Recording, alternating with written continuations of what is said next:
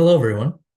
Today I'm presenting the paper Igor, Crash Deduplication through Root Cause Clustering. And this was published at CCS 2021. I want to start this presentation with a simple story. Imagine you run a fuzzer overnight, and in the morning you wake up and it says, I found 10,000 crashing inputs. At first, this sounds like a huge success until you realize you might be looking at the same bug repeated thousands and thousands of times. Plus, on the flip side, a bunch of crashes that look similar but actually have different underlying bugs. So the core question today is how do we turn a mountain of fuzzing crashes into a small, accurate list of unique bugs? That's what Igor is all about. Quick question for you to think about. If a fuzzer finds 10,000 crashes, how many unique bugs do you guess that usually represents? 10,000, less than 10,000, more than 10,000? Just keep a number in your head and we'll come back to this.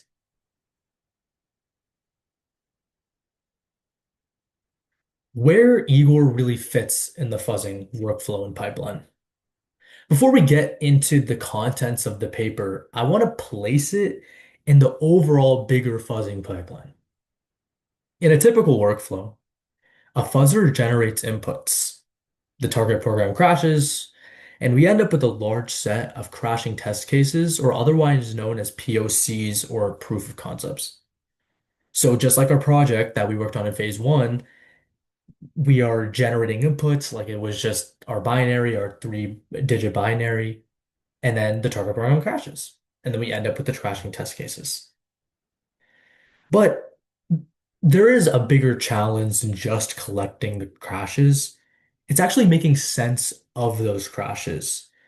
And this takes developers a lot and a lot of substantial effort and time to analyze each of these crashes and each of these crashing test cases.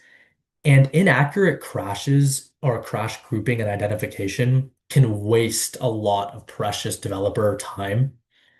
So Igor doesn't try to just find the crashes faster. Instead, it actually targets the exact step in the pipeline where we actually group the crashes together to identify them so that we can actually better connect many of the crashing inputs to the actual unique underlying bug. And the question to keep in mind as we go along in this presentation is when fuzzing produces a huge number of crashes, what matters more for fixing bugs? Does the number of crashes matter, or actually how well we can group them into bugs and in categories that actually need to be fixed? I want you to keep that in mind as we keep going. So I've mentioned crash duplication. So let's actually define what crash duplication even is. A fuzzer produces many crashing inputs, sometimes, as we were talking about, called proof of concepts or POC. Each POC can trigger a crash, which it should, but not every crash technically corresponds to one unique bug. It's not a one-to-one ratio at all. So crash deduplication tries to answer which crashes are likely caused by the same underlying root bug, because multiple crashes can be actually tied back to one bug.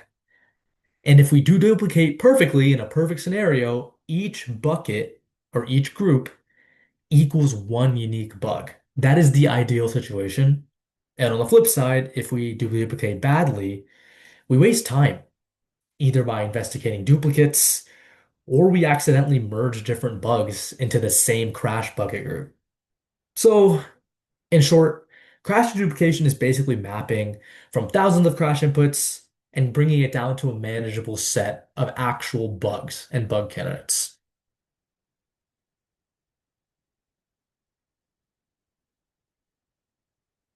Common deduplication techniques. So, what in the real world, what do people commonly use and do for to actually get crash duplication?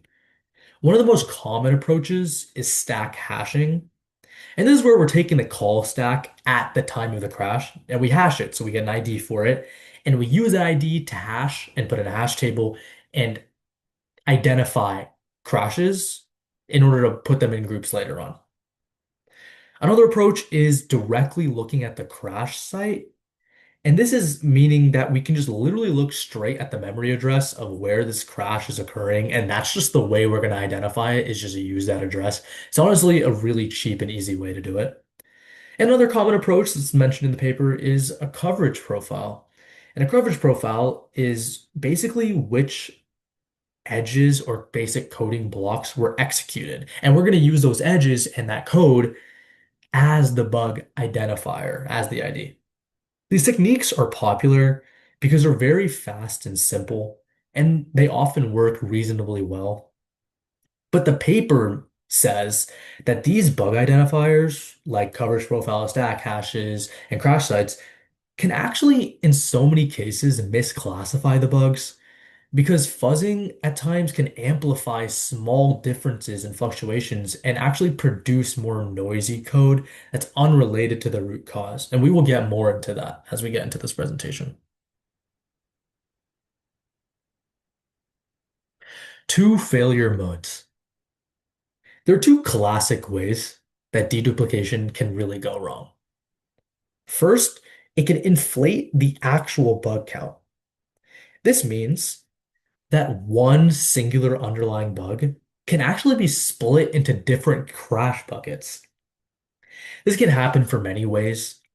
One example is that like when the stack trace or the coverage profile is just varying because like we were talking about, fuzzing can amplify small fluctuations and changes and just like a different path.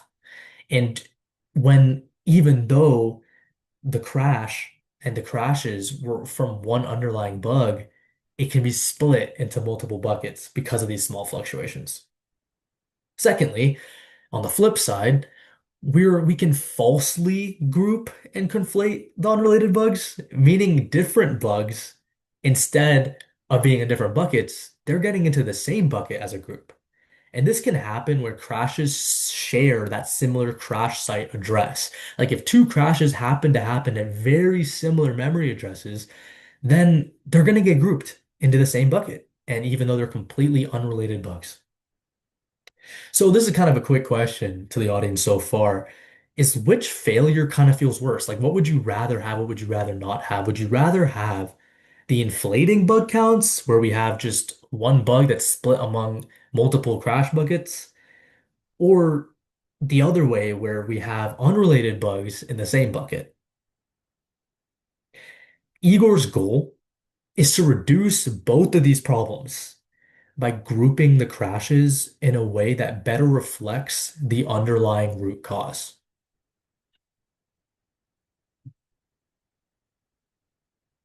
Why fuzzing output is noisy. I want to kind of make this topic a bit more concrete and like a bit more clear just by talking about an example. And the example is that let's just imagine we're fuzzing an image parser. So let's just suppose this fuzzing program has multiple stages. It first detects the file type. Then it's going to parse the header, allocate the memory addresses, and then it starts decoding the actual pixels. So let's suppose that in this, there is one real bug. Let's suppose that there's a bug that only triggers when there's a particular field in the header and it has a specific pattern, kind of like in phase one of our project with our specific 3 byte combination. So here, a fuzzer running it on this image might generate hundreds of crashing test cases. Even though they trigger the same underlying bug, small input differences can send execution through different error handling paths or different branches. So this means that the observed stack hashes can fluctuate and change, even though it's the same underlying bug, just because of those smaller input differences. In this situation, a deduplication technique based on stack hashing, this is where it could split the bug into many buckets, even though the IDs or even though the crashes are from the same underlying bug, these small input differences could cause that and cause the to inflate the bug count. Now let's imagine there's a second unrelated bug. somewhere else here and here, if the crashes end up looking similar at the crash site, a bug identifier could just group them together. Even though they're completely unrelated, they might be grouped in the same bucket. So the main point of this example is just to show like that fuzzing can introduce so many fluctuations and produce so much noisy code that's just unrelated to the root cause. And it just at the end of the day, it's just going to confuse the crash grouping, and it just doesn't even make any sense to group the crashes at that point. So I made a key observation, I guess, from reading the paper. And this is a key observation that like I feel like Igor builds on, is that crashing fuzz inputs, so any input that actually causes the crashes, can actually execute a lot of irrelevant code before crashing. In other words, the way you can just say this is like the execution path contains noise. And this noise is just a bunch of code that is on really unrelated to the actual crash. Like you could have a ton of code, and there's actually only a couple lines there that are causing the crash with the input. So if we actually compare just two crashes using a full stack or a full yeah stack trace, we're comparing a bunch of extra stuff and extra code that is not really related to the root cause, even though there's some little code in there that is. So Igor's idea is to reduce that noise first, get rid of that extra stuff. So whenever we start using the bug identifier, it's more likely to really reflect the true like behavior that was actually triggering the bug and not with all this extra noise. So this is where we're going to get into Igor's specifically. And this is an overview. And we kind of split it into two phases here. And I'm going to call them phase A and phase B, just for simplicity's sake. So Igor is a two-phase pipeline. Let's just say phase A. Phase A works like this. For each input that causes a crash, we are going to produce a new input that also causes a crash, whose execution trace is as simple as possible, meaning it's executing fewer edges and less irrelevant code. So each input might have a bunch of code attached to it. We realize, okay, it crashes. Now we're gonna get rid of all that extra noise and then just produce that new input while still making sure it crashes. Phase B of the pipeline is now we're going to convert that new simplified execution into a structural representation. And this structural representation will end up being a graph.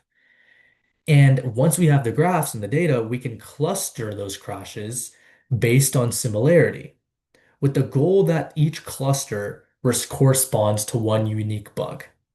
So the theme is we're going to simplify first and then cluster second. That is the central way that Igor is going to work.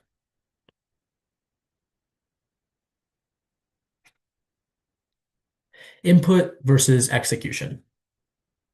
This slide is pretty important because you may believe that minimizing input means that the execution is to be simplified, but that is just not the case. Many fuzzing workflows already do input minimization, meaning they are making the input smaller and smaller while still preserving the crash. That's obviously great for debugging because now you're figuring out, okay, this input is crashing it, but can we reduce this input and does it still crash? And if that is still the case, that's great, right? Because now we're not having to create such a big input for it and it still crashes. But however, input size, just because we're making it smaller, doesn't mean the execution complexity is going to be smaller. A small input can still trigger a very complex pipeline. It can still go through format detection, check the header multiple times, and a lot of code logic before really hitting the bug. And that is completely unrelated to the size of the input. That's just how it might work. So even though the input gets shorter, the program is still walking through tons and tons of code, and that doesn't really help us because the execution is still so complicated. So this is where Igor is going to focus more on trace minimization. The goal is keep the crash, but reduce the execution. Have fewer edges, fewer branches, and less noise and unrelated work completely. If you could think of the crash as kind of a group or kind of a combination of a root cause plus noise, Phase A is trying to remove as much noise as possible. Igor fuzz. So, we talked about minimizing the trace, but we didn't really talk about how that actually works. So, how do they really minimize the trace? They introduced something in the paper called Igor fuzz. Conceptually, it's just a fuzzer that keeps mutating the crashing input, but it uses a different function than a normal coverage guided fuzzer. Because a coverage guided fuzzer usually would reward more coverage. If there's more coverage happening, we're going to keep going down that path and using that input. But in Igor's case, actually, it's rewarding less coverage as long as this is the big one, as long as the program is still crashing. Because if it gets less coverage and it's not crashing, then it's no good anymore. But as long as it's still crashing, it goes along the line of less coverage. So it's searching essentially for an input that executes the fewest edges and the fewest hit counts as it can. And the paper calls it like minimum coverage fuzzing. This is pretty smart because it's using the fuzzing itself to simplify the execution trace and not just reduce input bytes. So the output of this is like you want to get a crashing input that reaches the crash through the most direct and less noisy route as possible,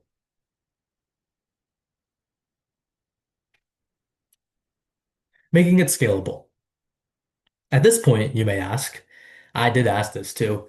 If we're doing this for every crash, like every crash you do, you are getting rid of the noise and creating new input and doing this over and over and over again, this is going to take a long time, right? So obviously, the creators of Igor thought about this, and they're including like practical scaling choices in this. Like, first of all, if there's any like crashes that look obviously related, like I mean, they're just gonna look related, like sharing the same stack or the stack hash ID or some similar ones. Igor's not gonna really fully do the entire process on every single one. Like, if there was a group that are obviously a group, it's going to just sample one of them just to see what bug it is and just assume that the ones that are next to each other are going to be similar. And this is still allowing it to see the different causes and the different bugs, but it's not wasting as much time. Like you have to have that sacrifice there. And secondly, it uses like beforehand, it'll minimize the input. Like even though minimal input and shortening input itself doesn't always just do the full job, it still is helpful. So it's Igor fuzz is going to reduce the workload, or I'm sorry, Igor would reduce the workload and use an existing input minimizer. Just so that later, when we're doing the heavier trace simplification, there's not as much to simplify later on. So the creators of Igor are very aware that the deduplication has to handle huge crash volumes, and this is very apparent here.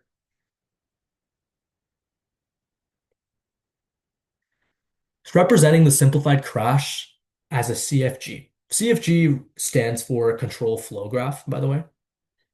So now we're moving to phase B. After phase A, we have simplified the crashes. Igor is now going to build a representation from each of those simplified executions.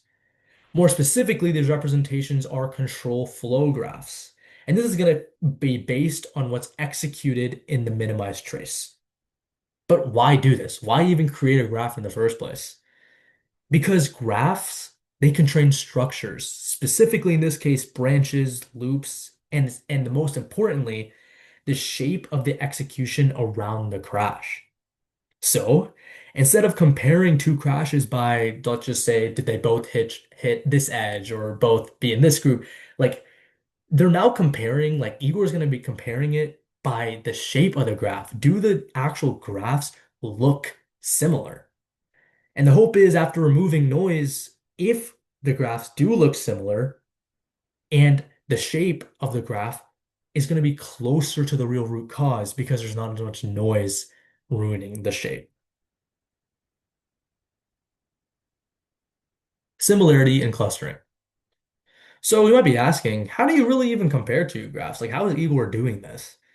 Well, Igor's using a certain technique of graph similarity, and it's called Wiesefelder-Lehmann subtree kernel. I'm not going to get into all the nitty-gritty math stuff of this because I believe like the conceptual part is kind of enough to explain this. Conceptually, it's creating a similarity score based on whether two graphs have similar local structures. Like, for example, like if around the nodes, the structures just looking similar or have the same distance between the nodes, it can use that distance metric and say, okay, now since we have the same distance here, it's going to create that score. After computing these distances, these similarities, Igor is now going to cluster the crashes. The paper specifically mentions spectral clustering, which is a very common way to cluster when you have these types of similarities. So in plain English, this phase is turning each simplified crash into a graph. And since it's simplified, now we can compute how similar the graphs are by finding the distances using the metric. And then once you have those distances, you can group them into clusters that ideally will match the unique bugs. Quick audience question. If two crashes are from the same bug, what would you expect their simplified graphs to share? An answer I'm thinking about is they would probably have a similar shape, especially around the path and the part that triggers the bug.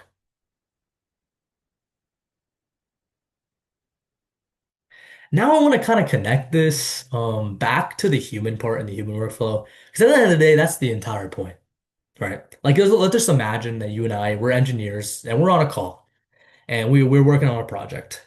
You open up your dashboard and you see that you got 5,000 crashes from your fuzzer. We're initially very happy because that's great.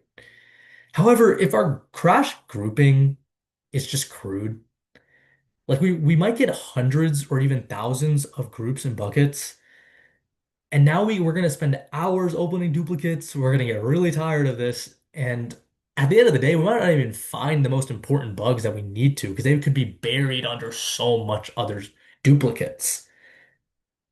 And if the crash grouping, however, was more accurate, like using Igor, we could spend less time sorting through repeated crashes and more time actually addressing the bugs and fixing them. So, Igor is essentially trying to trade in a bit more computation energy versus us as humans kind of putting in a lot more energy there. And I'll ask this a question. Is fuzzing limited by CPU time or human time? In many real settings, it is human time. And this is why this paper and Igor matters so much. I'll finish this presentation with the results, limitations, and big takeaways. The paper evaluates Igor on fuzzing datasets, and these were covering 254,000 crash POCs across 10 programs, corresponding to 39 uniquely identifiable bugs. The headline result from all of this is that Igor groups these POCs into 48 uniquely identifiable clusters, 48 different clusters. Like that's crazy because the other competing techniques are producing clusters that are just much larger and less uniquely identifiable. So the claimed impact from the paper is that Igor is helping avoid the two main deduplication failure modes that the paper was highlighting. Like it's not inflating bug counts and not falsely conflating unrelated bugs. This all seems amazing, but of course there is limitations because every single approach is going to have its trade-offs. First, there's engineering and computation overhead. Like Igor's approach involves a lot minimizing coverage, building the graphs based on representations and data, and clustering. And all of this is just a lot more heavier on the overhead than just a simple stack hashing fuzzer. And secondly, this approach really does depend on the quality and more specifically the stability of the executions. Like if the executions are varying a lot, the simplified traces and then the graphs that are made from those traces are just going to be a lot less consistent and a lot less comparable. And the shapes won't really help us at that point. Third, there's just other limits. Like two different bugs in the same code region might just produce the same kind of shape on a graph. We can't really do anything about that. Like there's just a chance that's gonna happen. And those bugs just might just be difficult to separate, even though they're completely different, they might still get grouped together. So I have a couple takeaways from this paper. The first one is crash deduplication is very hard. It's super hard because fuzzing executions just have so much going along with it, like noise, and it's just a lot of work to get rid of that noise. My second takeaway is that Igor's key idea um, is to minimize the coverage and use that fuzzing to reduce specifically the noise and get a simplified execution, the crash triggering execution, instead of just reducing the input bytes. My third takeaway is after simplification, you can just cluster crashes using graphs. And it's such a smart way to group these together and classify these. I just thought that was very interesting. And I'll end with a question for the audience to think about. If you were designing a fuzzing pipeline, would you rather spend extra computation energy to get a cleaner duplication, or would you rather just keep it simple, use a simple stack hashing fuzzer, and just accept the noisy and the duplication and all of those buckets at the end? Thank you. And before I end, you should read the paper yourself. And I put the published paper link on the screen right now. Thank you for listening.